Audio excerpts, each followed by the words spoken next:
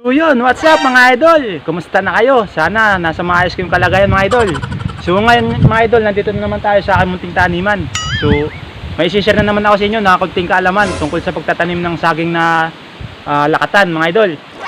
So ngayon mga idol, kung bago ka lang dito sa aking YouTube channel, huwag kalimutan mag-subscribe at i-hit ang notification bell upang lagi kayong updated sa aking mga bago ko pang i-upload na video. So ayun, maraming salamat nga pala sa aking mga solid na supporters dyan. Mga idol, maraming salamat. So ano pa hinihintay nyo? Let's go!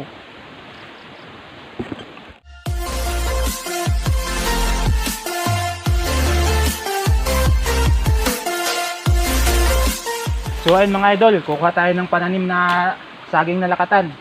So itong kukunin nating suwi. So ito mga idol.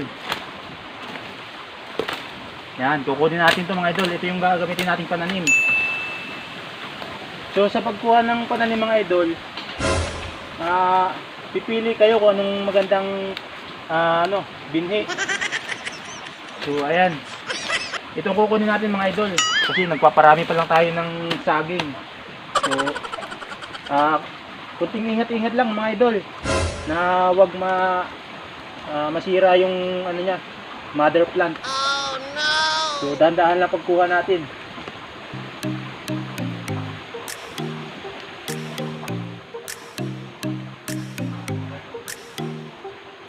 So ayun mga idol, nakuha na natin. Saka dito sa kabila mga idol, kukuha din tayo ng pananim. Ito yung gagamitin nating pananim mga idol. Yan. Lakatan ito mga idol, lakatan. Yan. So tara, samahan nyo ako mga idol pagtatanim. Ayun mga idol, hukay lang tayo ng ganyan. Hukay tayo sa lupa ng ating pagtataniman ng saging.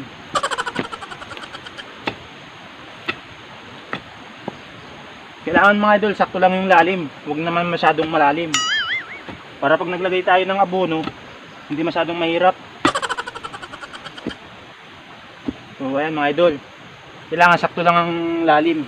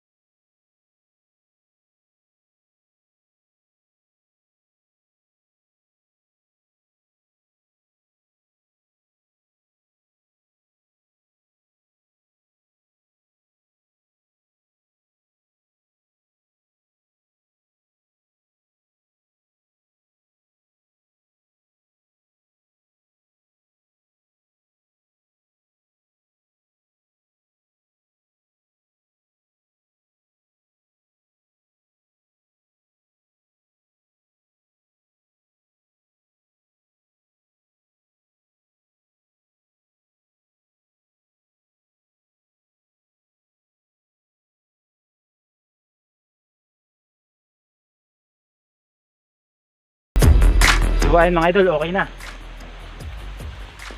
So hanap naman tayo panibagong pagtataniman. So ito yung tinanim nating saging mga idol.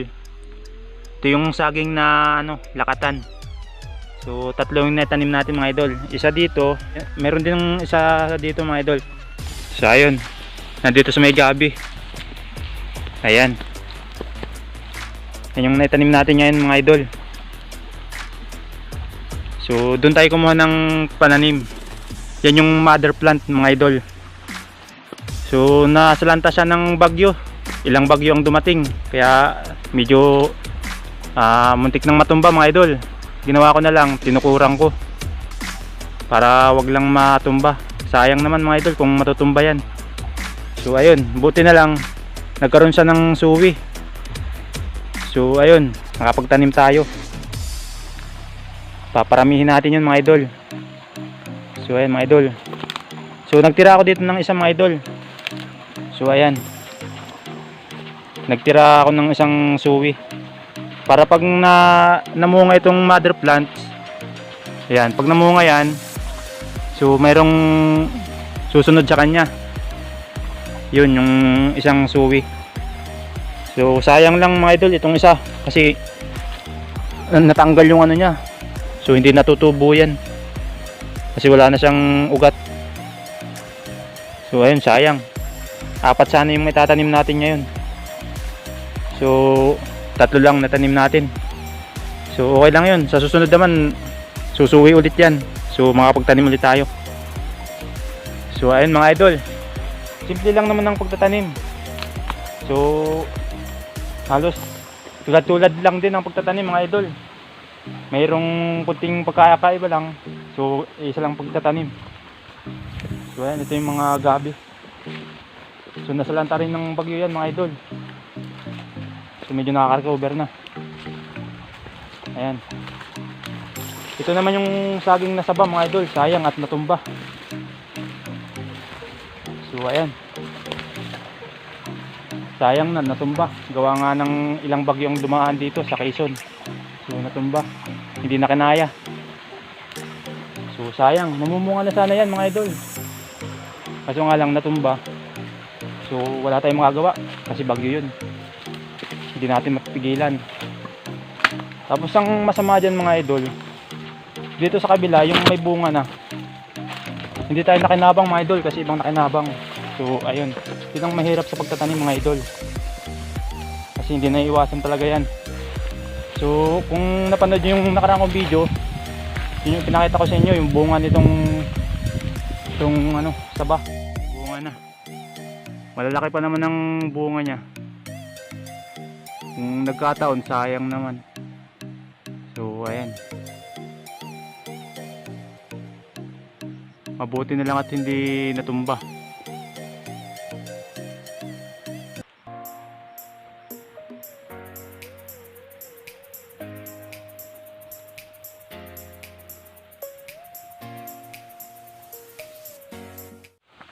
So hindi natin napanabangan dahil iba ang nag-harvest.